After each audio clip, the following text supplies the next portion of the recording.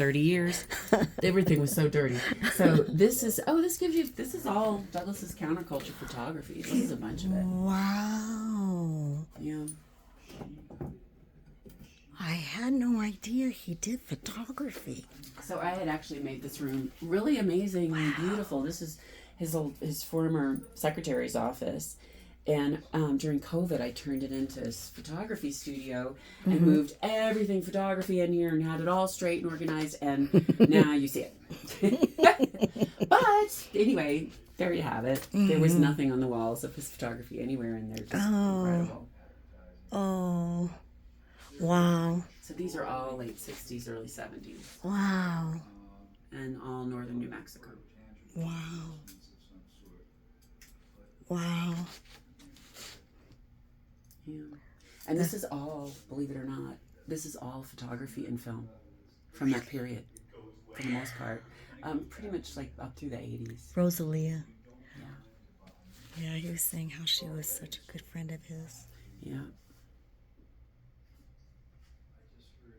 So that is a huge project, obviously. So we will be and are tackling that, and that will all get organized. Wow. So, and I think in fact, I know my dream is, and I know it's happening, is having all of this organized will get him very excited. He already is. And so that will help to transform all of this, because he'll be able to take things and then go over there in that bright, beautiful, in a beautiful, clean space and really, organize things and focus on what he wants to see realized and developed and show and things like that. Cool. So I'm really excited about it. We're going to have it. It's going to happen. Yeah. It's just a slow process. It's one thing at a time. And yeah. It's just a gigantic project. And I won't even take you upstairs because that's even worse. And that is George's archives. No kidding. All of his archives. Well, all of the archives that I have. All of these pictures you're saying are photography from Doug? Almost all of them. This one's not because he's in it. This was by Lisa Law. Spurgita, she was there last night. Spurgita. Oh, she's an amazing I love that name. Crochet artist. Like really amazing. Really? One of her pieces. Wow. But yeah, and then upstairs is George's archives, which you can't even walk up there. It's not even worth going up. But and these are paintings that Doug did? These are all Douglas self-portraits. Rosalie Murphy used to have a self-portrait show at the Pink Adobe every year in Georgia. George, I do that all the time. Douglas always participated. This is pretty cool. So whenever the New Mexico History Museum does any kind of exhibition that involves the counterculture, they always use Douglas's stuff. So this was just one of the big panels that they had in the entrance to the museum, and I was really like, cool. "What are y'all doing with that?" Right? Yeah. They're like, "Well," and I'm like, "Well, that's all Douglas's stuff." I said, "Any chance?" And they said they had to have a big meeting about it. Whatever. They and did, really? Yeah. The minute this one gal goes, "I think you could probably just come get it," I was over there in like 5 seconds. So she said, "I'll just tell him I don't know what happened to it." And I'm like, She said, "Nobody's going to go looking for it till the next show like that, which is going to be however many years they won't even remember." Oh, God.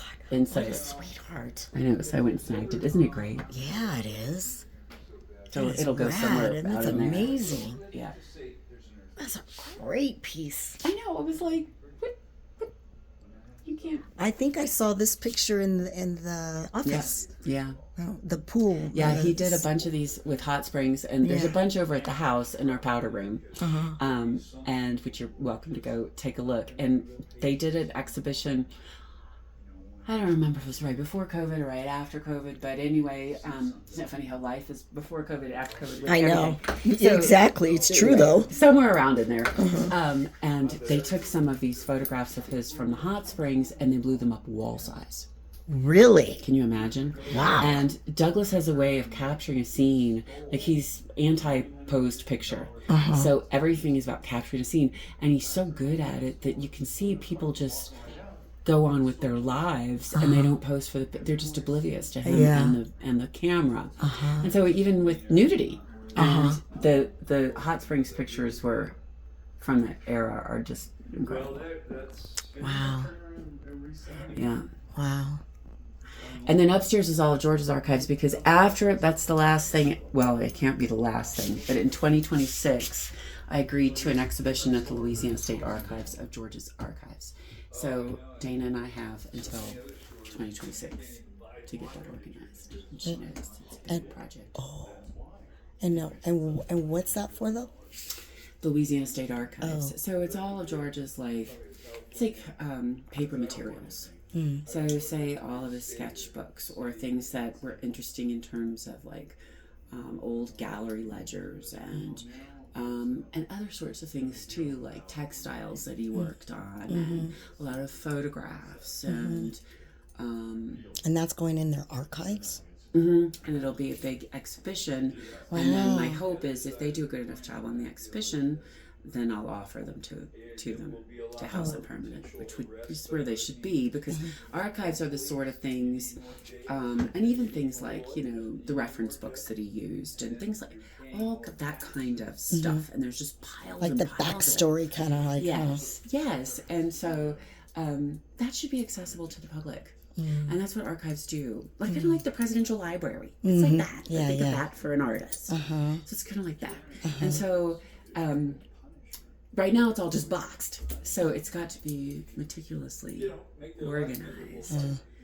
And then if they do a good enough job with this exhibition, which I believe that they will, then I'll just offer them to them with probably like a long-term loan sort of thing, which would be indefinitely. And that way people would have access to them. And anybody who's doing research on him then could go there and check out materials, use them in the space. Oh, wow, that's so cool. Wow. Yeah. You have projects going out the window. It's a lot of projects. Yeah. And he's got tons too. So at the same time, he's making jewelry and painting and stone carving and all of that kind of stuff. Oh, and there was one other thing, and then the big thing, of course, is the vault, which is almost cool. So these doors are coming off. I just kept them on for the time being while all the construction was going on, because the dust was everywhere. But this little room is the art library. So these are coming out. I just didn't have anywhere to put them while all of this was going on. These big frames, we're using them. But so this is the art library, which I didn't know when I first did our books, which I did during COVID. That was a 3-week project. Cindy, it was hilarious. There are so many books. You'll see there's all the books that are over at the house too, and we blended our collections, because I had all my books, all George's books, all Douglas's books, and in some cases we had 3 and 4 copies of the same book. So everything had to be gone through, and then the stuff that got donated, and then of course we called all our friends. Everybody want to go through the books and all this kind of stuff, and what are we keeping and what's in what section. So I am the librarian, and I'm the one who knows where the books are when Douglas says, "Where's this?" But now I want to redo this, because I want this to be an art library dedicated to primarily Douglas and George and the artists in their circle. Okay. And the artists that have influenced them also. Okay. So I just want it to be a really good reference area for both of them. So that's all got to be redone, but that I will, but not today. Yeah, right. Wow. Yeah. Wow. So that's it. The other thing is the vault, which would have been the same as when you were here And before, what's but the that's vault where all the about? treasures are. Oh. So that's where Douglas Oh, wow. Which they stopped making Okay. in 1945 Wow. or so, and then they I need to switched get you all to something to drink. Would you this, like water. Water would be And great. would you like sparkling water or plain Yeah. water? Yeah, sparkling Sparkling water. Sparkling water, okay. And so I think I'm going to have a glass of wine, but as I recall, you two are yeah. not drink. Although I do have non-alcoholic beer, if that's of interest. I didn't think so. Sparkling It's water the is taste perfect. thing, huh? Douglas, would you like a cerveza? Well, what I think that would be nice, but and then we're gonna go to dinner in a little while. Well, we have to have him over to the house too. We have to have you over to the house. I'll be right back. Right. That. Let me just Yeah, say that these. 55, What's your birthday year? 59. 59.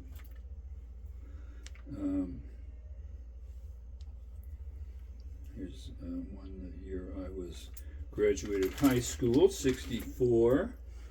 But anyway, that would be the last year of gold of Silver. silver coins. Really? And would have been 1964. And hard to say what all is in there, but This is the vault. you just go ahead and keep those two and plant them and grow the seed. Okay. But that is what you want. 64 and earlier. So that would be your earthquake emergency coin stash. So that, you know, when you buy gas or whatever that, or groceries or something, you could actually, or trade somehow or other, because if things get really weird, and plastics, and I mean, you know, and maybe the internet will be down, and all these different things. Who knows what the heck? But this people will recognize that this is real money, and it's real silver. It's not. It's Wow. not. Now we keep cash at the house too What's right now. Cash. Just cash. Just I don't know. paper money Yeah. Well, in the event of It may- emergency too. sure, that's a good idea. That's a good idea. Yeah, this is real Armageddon stuff. If you ever get to a point where God, I hope you're we not don't able to use even- cash. Yeah. even or inflation is so bad that paper's just paper. Yeah, Yeah. I know. This is still real. Money. Well, that's why I was Yeah. talking about the silver, but you recommend getting it in this. Yeah, that's silver, but it's in a form that you can use it, and it's such a small denomination. But okay, let's just say this piece of silver here, even just as a meltdown, this is not really, it's okay, 2.4 grams. There's 31 grams in a troy ounce. That's how you measure gold and silver, troy ounces. Right. It's not the same. There's only 28 grams in in a bag of regular pot. Yeah. That I remember. Yeah. All right, so there's 3 more grams in an ounce of silver. Okay, so there's 2.4 divided into 30, 31. How many is that? Yeah, just under 15, 14 and change probably. Okay, so you'd have 14 dimes to an ounce, and there's really only 90% of that is silver. It's not 100% silver, because it would be too soft if it was Right. pure. So, So say 19. but let's just Or say 20. Round it off. let's just say it is pure, just for the sake of argument. So that coin there, in today's market, there, I think silver is something like, could be as around $25 an ounce. $25 an ounce. So that piece right there is worth, just at melt value,